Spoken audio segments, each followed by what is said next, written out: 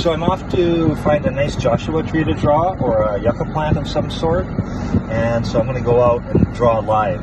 You really need to draw live to do this stuff. If you really want to understand space and make your drawings have depth to them, draw live as much as possible.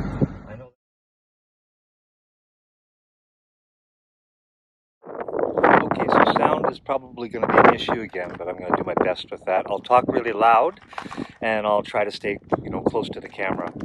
So bear with me. So I'm out on a field trip here. I'm out again near Blue Diamond. This is the Cottonwood Trail area.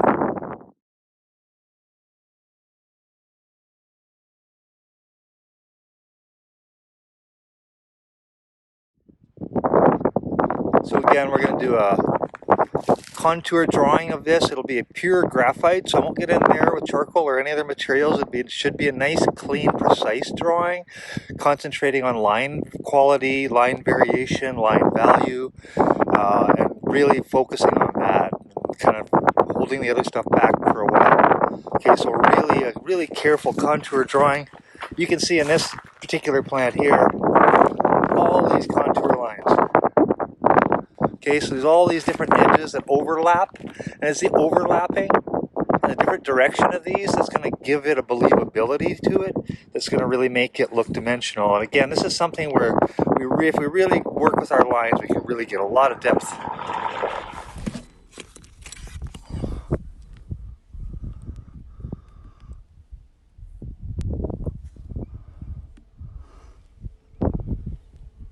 So I'll use my viewfinder to frame up the subject about the way I want it. So I really want to concentrate on the tree, and then whatever comes into the background will be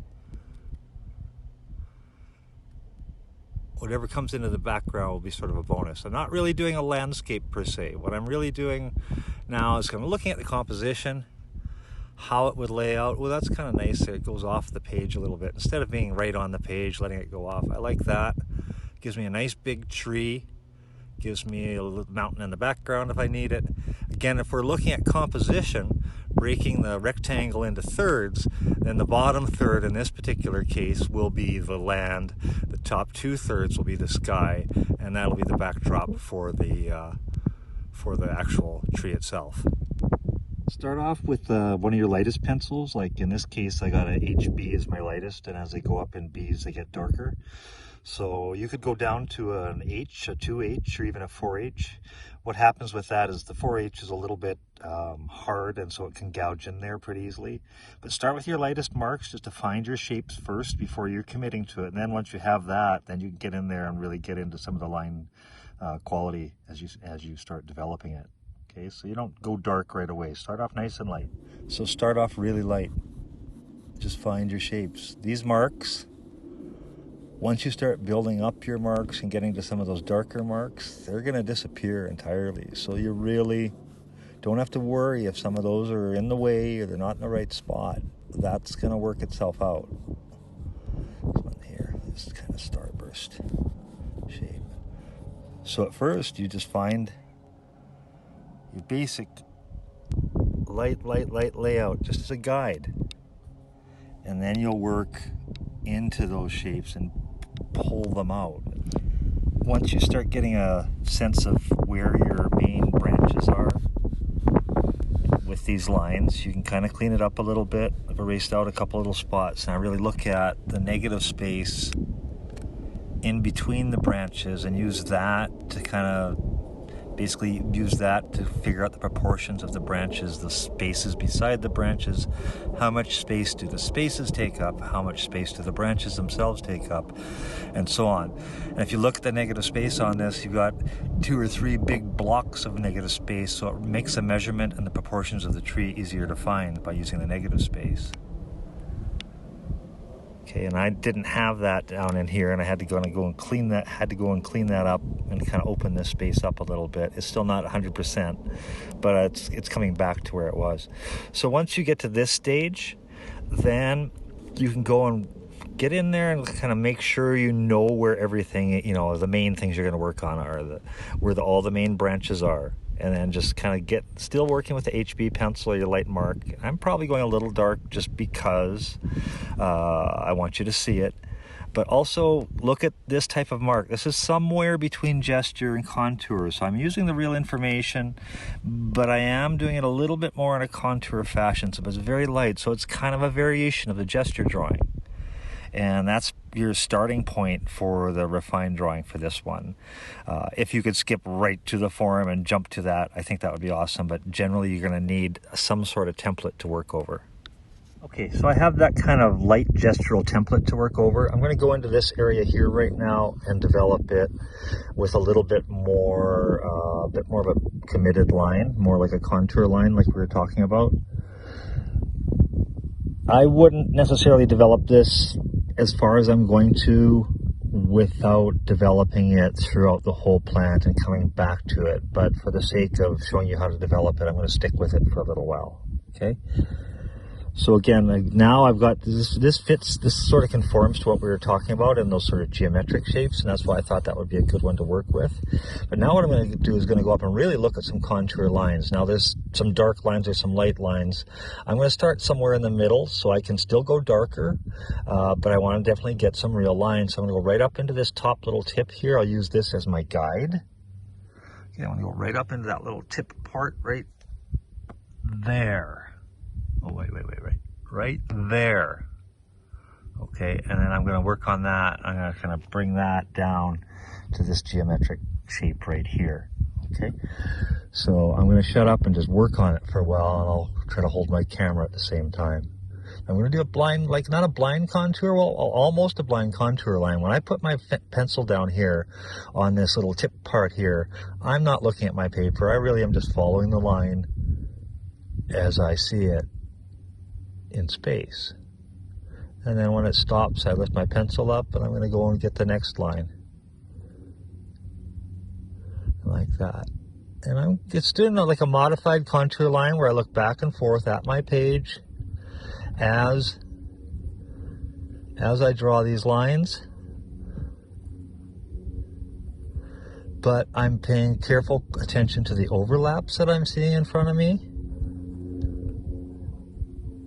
And I'm not getting every line, but I'm getting the main lines.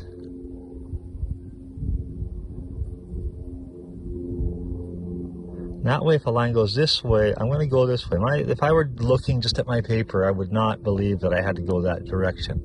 If I'm responding to the lines that are in front of me, I'm going to get them at the right angle. That's where these little leaves come out, and they create these little overlaps. And some disappear behind edges. And as you're doing this, you'll start to understand the form better, and the drawing will kind of look a little bit more alive.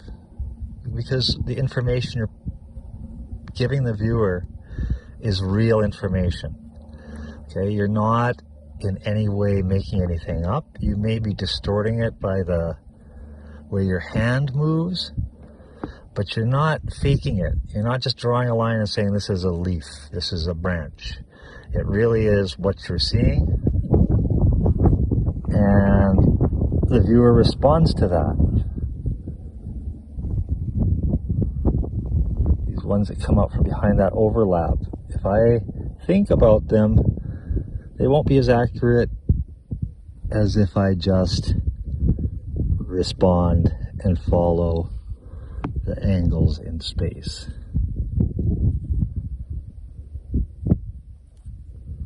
Now, these plants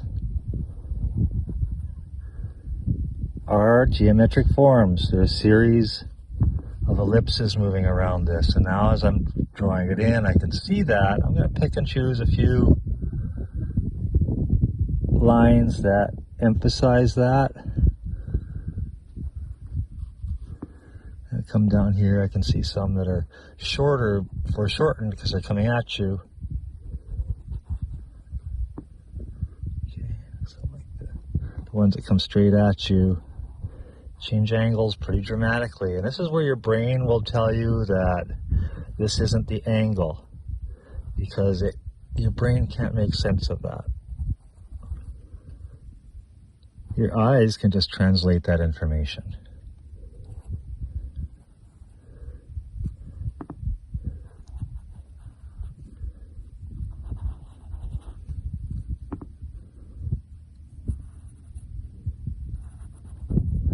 Try not to look at your paper so much as look at your subject.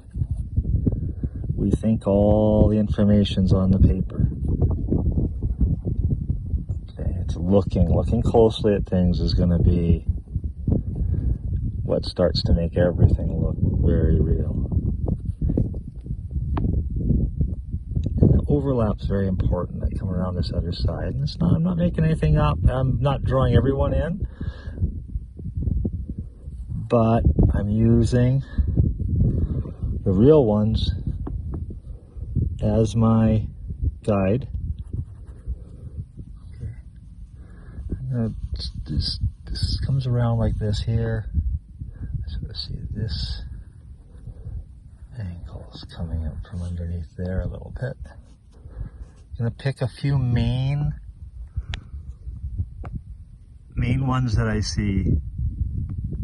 So not every one, but a few main ones to get the general flow.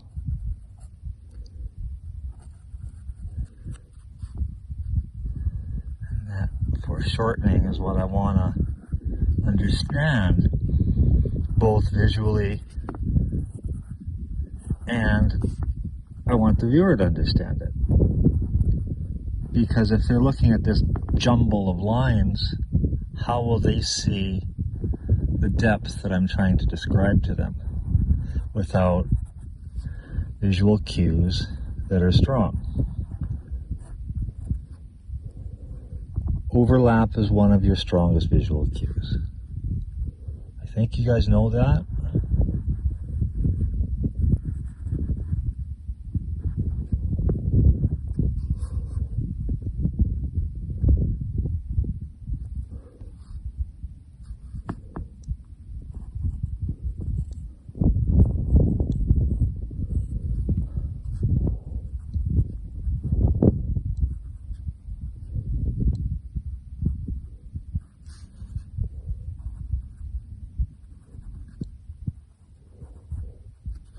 So you don't have to have every single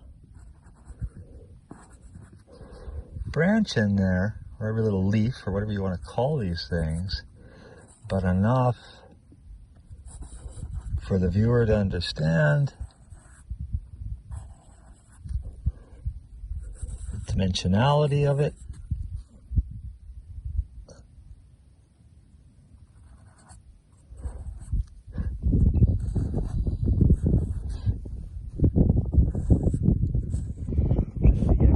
Bring out some of those darks in there by working the center core a little bit more exactly. Again, I'm mostly just putting in a few little lines to kind of darken up this area and define some of these shapes a little more. Okay, so this up till now it's been a HB followed by a 2B with some pressure and a nice sharp tip. Now I'm going to go in and pull some of the darks in with the 4B. I still got a 6 and an 8B to go darker. And again, this is in the foreground, so it's a high contrast area that I'm working with. And don't be shy, you want to kind of get the full range of value out of your pencil. So I'm going to go into this area here and try to pull it together a little more exactly. There's a dark shadow right down the middle. And I want to capture some of those foreshortened forms that I'm seeing and build up the shadows in the center a little bit using a line.